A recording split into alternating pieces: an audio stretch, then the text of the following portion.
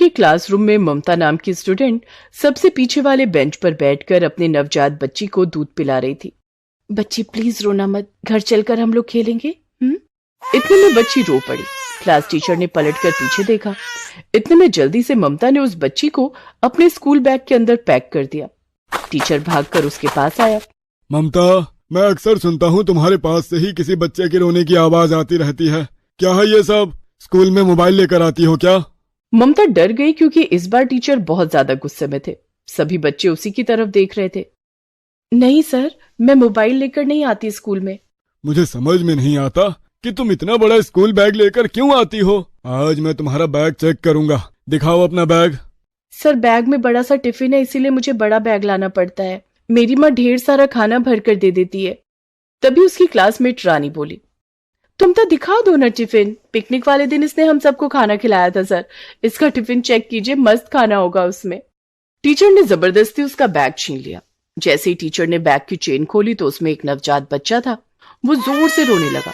ये देखकर पूरी क्लास दंग रह गई। टीचर की तो आंखें ही बड़ी हो गई। तो अब समझ में आया कि बच्चे के रोने की आवाज कहाँ से आती थी। मैं तुम्हारे पेरेंट्स को बुलाता हूँ। ममता वहीं रोने लगी। लेकिन ये बच्चा आखिर आया कहाँ से? इसके बाद ममता के साथ क्या होने वाला है, ये सब जानने से पहले हमें कहानी को शुरू से जानना पड़ेगा। कुछ महीनों पहले ममता जल्दी जल्दी स्कूल जाने के लिए तैयार हो रही थी। उसके माँ बाप, भैया भाभी सब वहीं पर मौजूद थे। अरे ममता, आज तो तुम लोग पिकनिक पर जा रहे हो ना? इतनी जल्दी जाने की क्या जरूरत है? भाभी, हमारे स्कूल की बस 7 बजे निकलेगी पिकनिक के लिए। शाम तक जल्दी वापस भी तो आना है। ममता, क्लास के बच्चों के साथ ही रहना। अरे माँ, फिक्र मत करो, अब ममता धीरे धीरे बड़ी हो रही है। चलो ठीक है, मैंने तुम्हारे लिए और तुम्हारे दोस्तों के लिए ये बड़ा सा टिफिन तैयार कर दिया है। आज तुम स्कूल बैग नहीं, ये बड़ा वाला बैग लेकर जाओगी ताकि टिफिन इसमें अच्छे से आ जाए।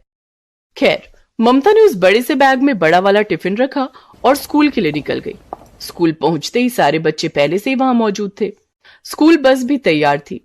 ममता, तुम्हारी वजह से बस अभी तक रुकी हुई है। इतनी देर क्यों करती? अरे क्या बताऊं यार, ये बैग देख रही हो, इसमें बड़ा सा टिफिन भेजा है मेरी माँ ने तुम सबके लिए। चलो चलो बच्चों, बातें बाद में करना, जल्दी से बस में चढ़ जाओ। सारे बच्चे बस में चढ़ गए। बस चलने लगी।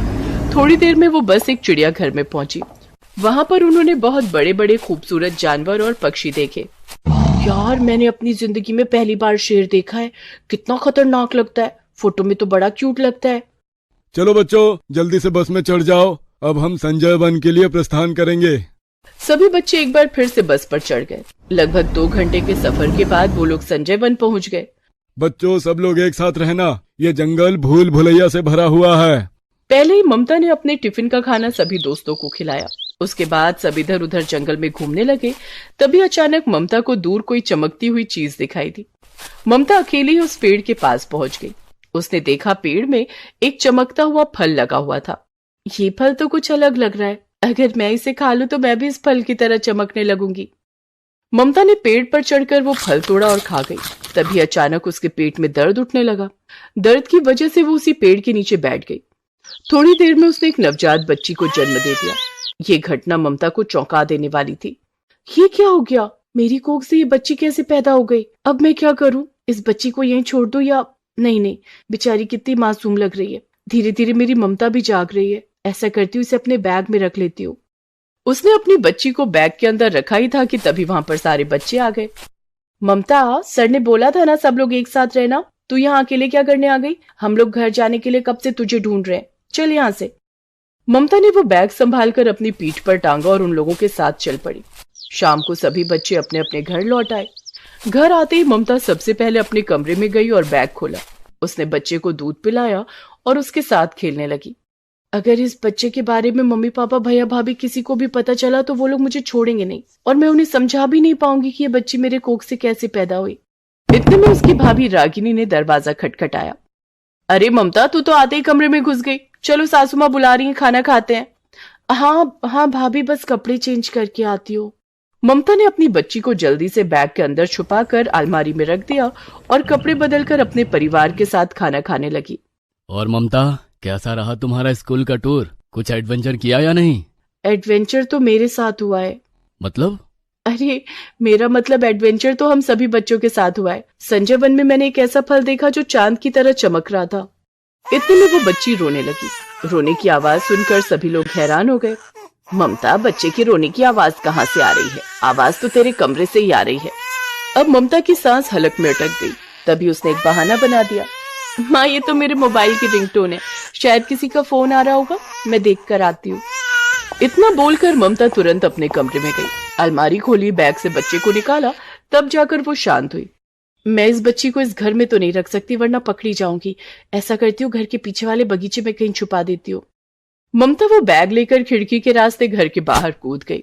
घर के पीछे बने एक बगीचे में जाकर उसने उस बच्ची को एक झोपड़ी के अंदर छुपा दिया। यहाँ कोई आता जाता नहीं है, यहाँ ये सुरक्षित रहेगी। बैग रखकर ममता जोर से भागी और खिड़की के रास्ते फिर से घर वापस आ गई। अरे ममता, बड़ी देर लगा दी तूने, और तेरे चेहरे से इतना पसीना क्यों निकल रहा है? भैया, स्कूल की तरफ से फोन था। पहले मैंने सोचा था कि कल छुट्टी होगी, लेकिन एग्जाम नजदीक होने की वजह से कल स्कूल खुला है। बस यही सुनकर मेरी हालत खराब हो गई और चेहरे से पसीना टपकने लगा।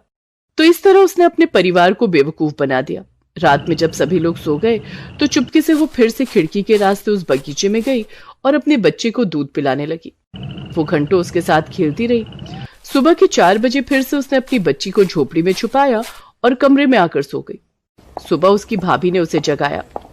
अरे ममता, तुझे तो आज स्कूल जाना था ना? नींद खुलते ही ममता को एक बार फिर से अपनी बच्ची का ही ख्याल आया। उसने जल्दी नहाया धोया, नाश्ता किया और स्कूल जाने के बहाने निकल तो गई, लेकिन पीछे के रास्ते से बगीचे में पहुंच गई। झोपड़ी से उसने बैग उठाया और स्कूल चली गई। इस बार वो स्कूल की सबसे पीछे वाली बेंच पर बैठी। टीचर कुछ पढ़ा रहे थे।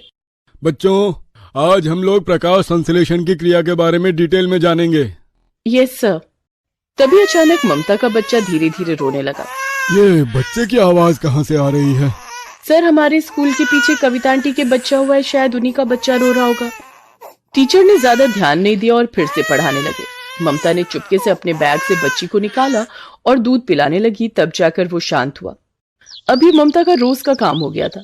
जब तक वो घर में रहती तो बार बार बगीचे में अपनी बच्ची से मिलने जाती और स्कूल जाती तो सबसे पीछे वाली बेंच पर बैठकर उसके साथ खेलती रहती और दूध पिलाती रहती। फिर एक रोज जब वो क्लास में अपनी बच्ची को दूध पिला रही थी, तभी अचानक वो रोने लगा।